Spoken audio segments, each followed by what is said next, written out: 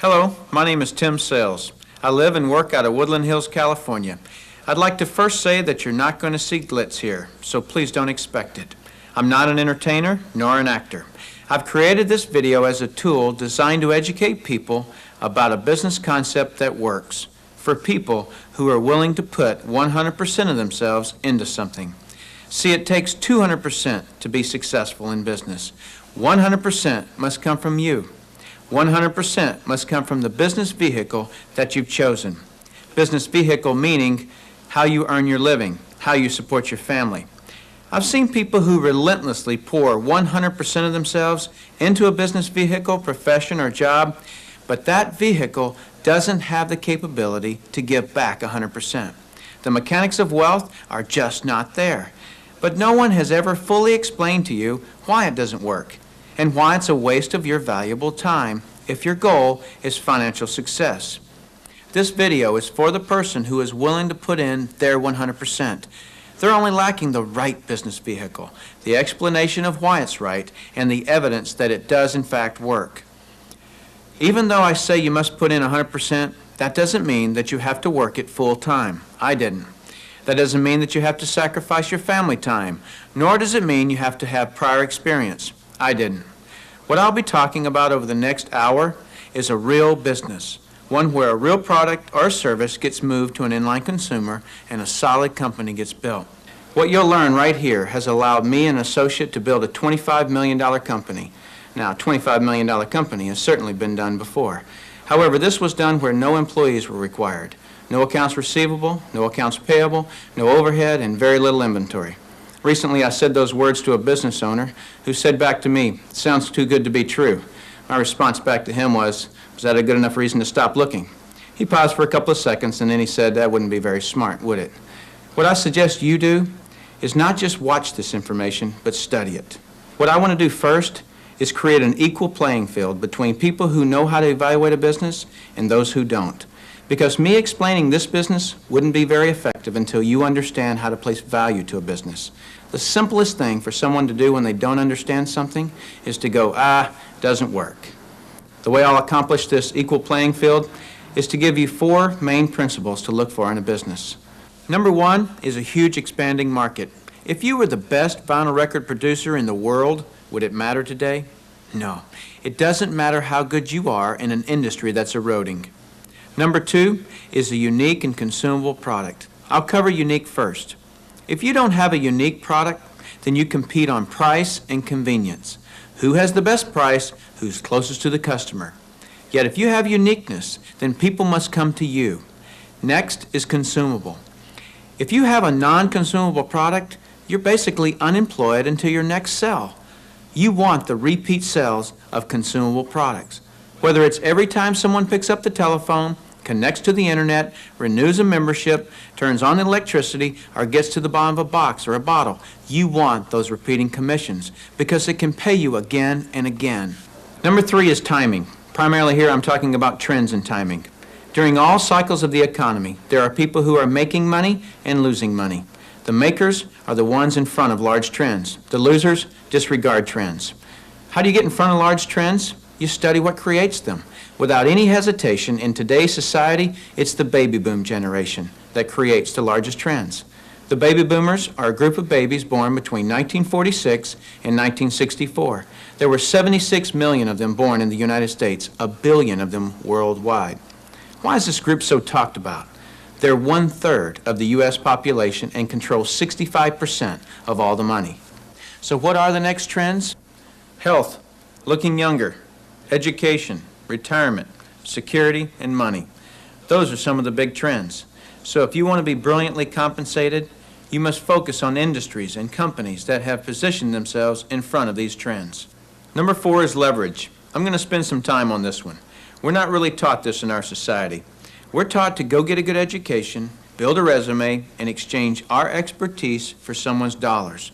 The problem with that is if we're not exchanging our expertise, we're not making any dollars. So vacation time is costly. A walk around the golf course, costly. Family time, although extremely important, is costly. I'll define the word leverage as an increased means by which to attain something.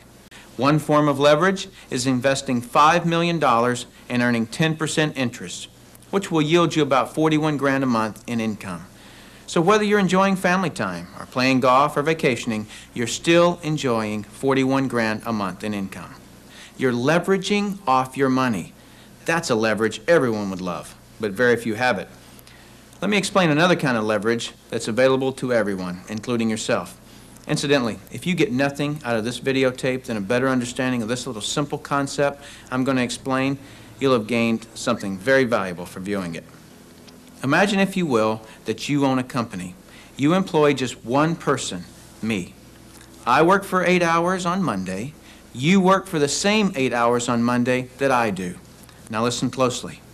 You get paid on 16 hours worth of work because you take a portion of my productivity as income back to yourself. You're leveraging off my efforts because I'm your employee. So theoretically, the more employees you have working for you, the more leverage you have. However, have you ever had employees?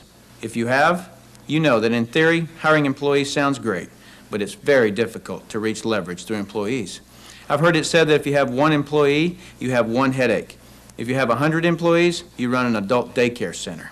And the reason being is this: no employee will ever work as hard for your company as you will, because they don't own it. As soon as the boss walks out of the office, it's throw the feet up on the countertop, make long-distance phone calls. When the employee goes to the supply cabinet, they don't grab just one pen. They grab a handful of pens and Post-it notes and paper clips and rubber bands, right? I'm sure you've never done anything like this, but many people do. Here's my rule of thumb for reaching true leverage. If there's one sentence that epitomizes the entire video, it would be this: to have true leverage, you must create a situation where everyone has the same amount to gain. Only then do you have true leverage. Let me give you an example of this type of leverage. Let's say that I'm a real estate broker and I hire an agent named Robert. Robert goes out and sells a building.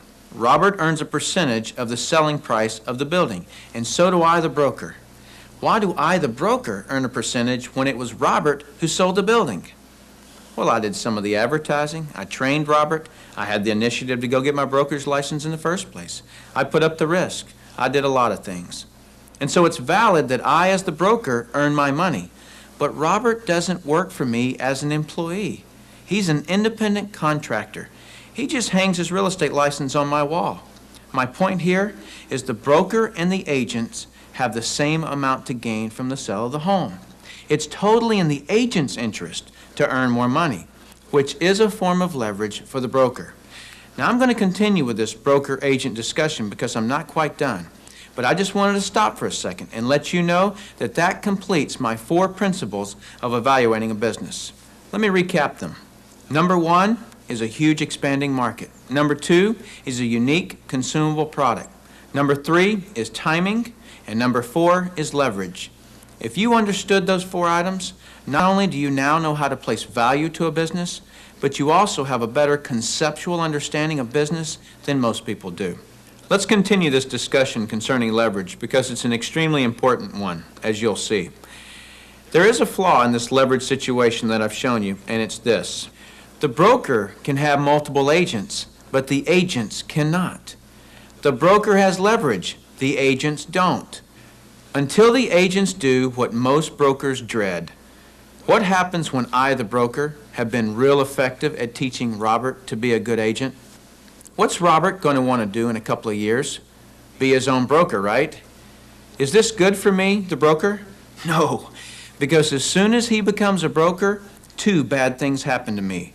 Number 1, he breaks away from me and I lose him as an income source. And 2, worse than that, he's now my competitor that I trained. He knows all my good stuff. By the way, this doesn't just happen in the real estate industry. It happens in practically every industry. Have you ever heard the expression, I'm just going to work there for experience? What does that mean?